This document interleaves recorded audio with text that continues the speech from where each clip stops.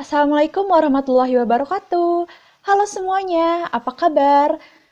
Semoga kita dalam keadaan sehat, dalam lindungan Allah Subhanahu wa Ta'ala, dan jika ada yang sakit, semoga lekas pulih agar bisa beraktivitas seperti biasanya. Izinkan saya memperkenalkan diri. Nama saya Sania Ratiningsih dari kelas 11 IPS 4, nomor absen 27 SMA Negeri 27 Bandung.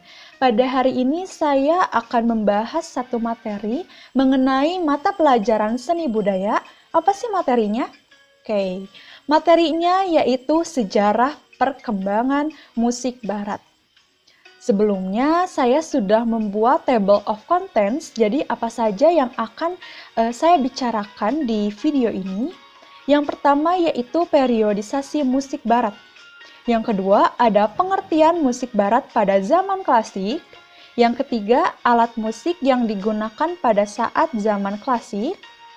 Yang keempat, ada ciri-ciri musik barat zaman klasik. Yang kelima, ada komponis-komponis pada zaman klasik. Dan yang keenam yaitu contoh karya musik pada saat zaman klasik. Oke, kita langsung saja ke materi yang paling pertama yaitu periodisasi perkembangan musik barat. Periodisasi itu berarti kan periode ya, sama seperti sejarah-sejarah yang lainnya. Perkembangan musik barat juga memiliki periode tertentu, dalam artian memiliki masa-masanya gitu ya. Nah, masa yang paling pertama yaitu ada zaman kuno. Yang kedua ada zaman Renaissance. Yang ketiga ada zaman Barok. Yang keempat ada zaman klasik. Yang kelima ada zaman romantik. Dan yang terakhir, yang keenam ada zaman modern. Tapi pada video ini saya hanya membahas zaman klasik saja ya. Oke, kita langsung ke materi yang kedua, yaitu pengertian dari perkembangan musik zaman klasik. Oke. Nah, di sini saya ada gambar nih ya, gambar, ada pengertiannya juga. Oke. Jadi, zaman klasik berada di antara zaman barok dan zaman romantik. Zaman ini berlangsung selama sebagian besar abad ke-18 sampai dengan abad ke-19. Walaupun istilah musik klasik biasanya digunakan untuk menyebut semua jenis musik dalam tradisi ini, istilah tersebut juga digunakan untuk menyebut musik dari zaman tertentu dalam tradisi tersebut. Zaman ini biasanya diberi batas antara tahun 1750 sampai tahun 1820. Nah, saya sudah mencari dari beberapa sumber, ternyata musik klasik itu memiliki manfaat. Nah, manfaat dari musik klasik ya, dari mendengarkan musik klasik juga dipercaya dapat meningkatkan fungsi kognitif dan membantu meringankan gejala dan kegelisahan pada penderita demensia. Seperti itu ya, wow. Nah, selanjutnya kita akan membahas apa saja alat musik yang ada pada zaman klasik ini. Oke.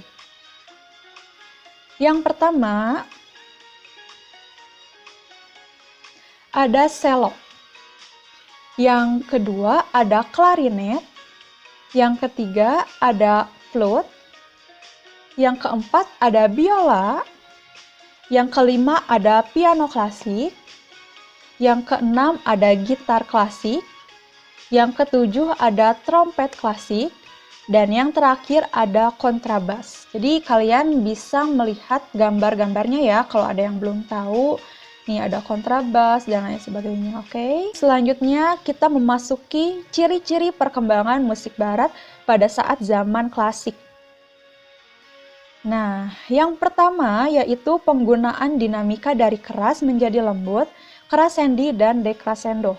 Yang kedua, perubahan tempo dengan akselerando, yaitu semakin cepat, dan retardando, yaitu semakin lembut. Yang ketiga, pemakaian ornamentik dibatasi. Dan yang keempat, penggunaan akord 3 nada. Nah, jadi itu ciri-ciri musik zaman klasik ya. Oke, selanjutnya kita bahas yang kelima, yaitu komponis-komponis zaman klasik. Kita tahu bahwa komponis itu adalah orang yang menciptakan hasil karya musik, lalu diteruskan kepada orang lain untuk memainkannya, gitu, untuk dimainkan. Nah, siapa saja komponis-komponis pada zaman klasik?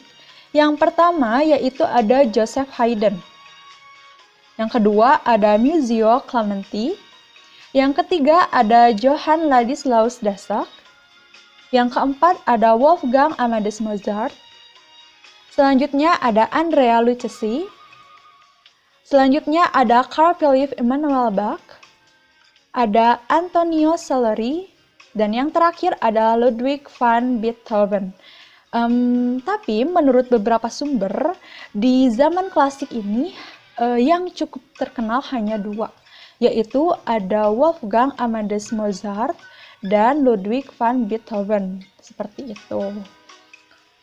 Gambarnya bisa dilihat ya, wajah-wajahnya bisa dilihat di layar kalian. Selanjutnya ada contoh karya musik zaman klasik. Sebenarnya karya-karyanya itu cukup banyak ya, namun saya hanya memasukkan dua karya saja. Yang pertama ada karya dari Beethoven berjudul Five Symphony, dan yang kedua yaitu dari Wolfgang Amadeus Mozart yang berjudul Symphony Number 14 in G minor, seperti itu. Jadi sekian materi yang bisa saya sampaikan pada materi ini. Terima kasih, mohon maaf bila ada kekurangan dan mungkin salah-salah kata dalam penyebutan dan sebagainya. Terima kasih. Wassalamualaikum warahmatullahi wabarakatuh. Sampai jumpa.